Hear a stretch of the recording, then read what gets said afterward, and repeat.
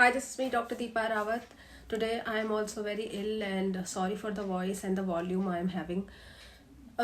Being a doctor, being a medical expert, and taking instead of taking lots of precautions from this changing weather, I am falling ill. ये वाला जो weather है commonly effect हो रहा है respiratory tract को, और commonly sneezing कॉफ एक कॉमन कंप्लेंट है जो इस सीजन में आ रही है, सबको देखने को मिल रहा है. So today's topic is sinusitis. तो सबसे पहले तो हम ये जान लेते हैं कि साइनसेस होते क्या हैं और कहाँ पर है. ये 4 साइनसेस हैं जो हमारे फेस में प्रेजेंट होते हैं. ये फ्रंटल साइनसेस है जिसकी वजह से आपको हेडेक वगैरह होता है, और ये साइनसेस हैं जिसकी वजह से फेस पे पेन होता है या दांतों में दर्द होने लग जाता है जब ये इफ़ेक्ट होते हैं. ज़्यादातर यही 2 साइनसेस इफ़ेक्ट होते हैं क्योंकि ये वाले साइनसेस हमारी बोन के अंदर होते हैं, तो ये एयर की कॉन्टैक्ट में उतना जल्दी नहीं आते हैं. इसकी वजह से इनका इन्फ्लेमेशन बहुत रेयर होता है या कम होता है. यूजुअली जो हमारे साइनसेस हैं उनमें एयर फिल्ड होता है, एयर होता है, लेकिन जब ये इन्फ्लेम्ड हो जाते हैं, इन्फ्लेमेशन हो जाती है इनके अंदर, तो इसमें लिक्विड फ्लो भरने लग जाता है, यानी कि म्यूकस भरने लग जाता है, बलगम भरने लग जाता है, जिसकी वजह से इनमें हैवीनेस फील होती है. इसीलिए आपको फेस पे और हेड पे एक हैवीनेस जैसा रहता है, भारीपन रहता है. क्योंकि अगर आप कंपेयर करोगे कि एक बैलून है जिसमें एक में एयर है और एक में वाटर फिल है, तो दोनों में से कौन सा हैवी होगा? ऑफकोर्स जो इसमें लिक्विड फिल होगा वो हैवीनेस हमें ज़्यादा लगेगी. तो क्या होता है कि जब हमारे ये साइनसेस होते हैं, इनकी ये जो अंदर की लेयर्स होती है ये स्वेलिंग हो जाती है इनकी, या ये इन्फ्लेम्ड हो जाते हैं, जिसकी वजह से हमें साइनसेस में ये म्यूकस भर जाता है. यूजुअली इनमें एयर प्रेजेंट होती है जिसकी वजह से हमारा हेड और फेस हमें लाइट लगता है.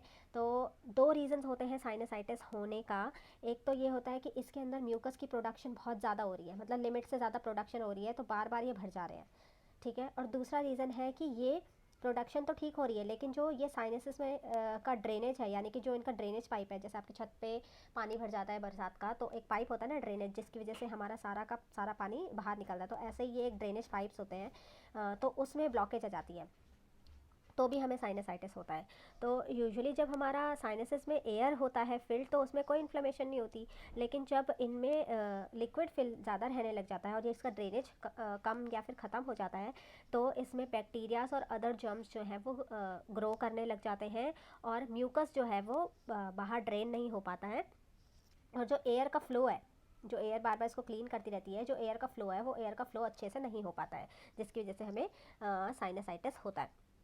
हमें हो गया है कोल्ड या कोई एलर्जीज़ हो गई हैं हमें, जिसकी वजह से हमारा नाक जो है वो बंद रहता है. नाक बंद नहीं रहना चाहिए. अगर नाक बंद रहेगा तो ये फ़्लो अच्छे से नहीं हो पाएगा. तो कोल्ड में और एलर्जीज़ में हमारा नाक बंद हो जाता है.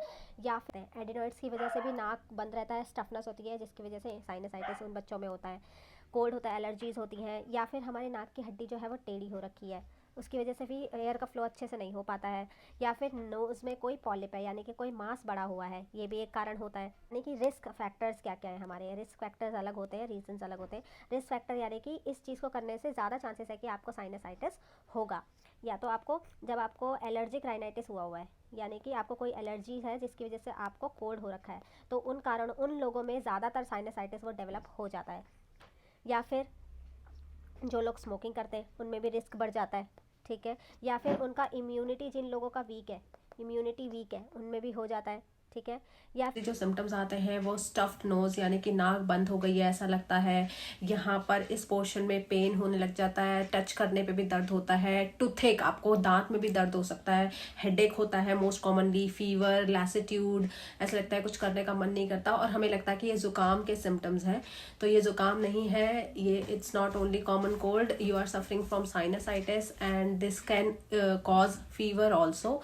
So let me tell you how you should take precautions during this season. Firstly, you should cover yourself with a mask, with a proper 3-layered mask, so that you will not be able to get in the contact of the cold air. सबसे ज़्यादा जो issue है जिसकी वजह से sinusitis या cold हमें हो रहा है वो है ये हवा जो चल रही है इस वक्त. This is changing weather in the hill station. There are lots of snowfalls, जिसकी वजह से ठंडी हवा आ रही है, और वो जब हमें इस एरिया पे, फेस पे, नोज पे पड़ती है तो हमारे साइनसेस इन्फ्लेम हो जाते हैं. एंड अगर साइनसाइटिस हो गया आपको फील हो रहा है कि ये सारे सिम्टम्स जो मैंने बताए हैं वो आपको आ रहे हैं, तो आप सबसे पहले तो स्टीम लेना शुरू कीजिए। जितना टाइम हो सके, दिन में 2 बार अगर ले सकते हैं तो वेल एंड गुड है, नहीं तो 1 बार सोने से पहले स्टीम जरूर लीजिए। उसकी वजह से जो आपके साइनसेस के इन्फ्लेमेशन होंगे वो कम हो जाएगा। Steam is the best thing to be taken in this sinusitis complaint.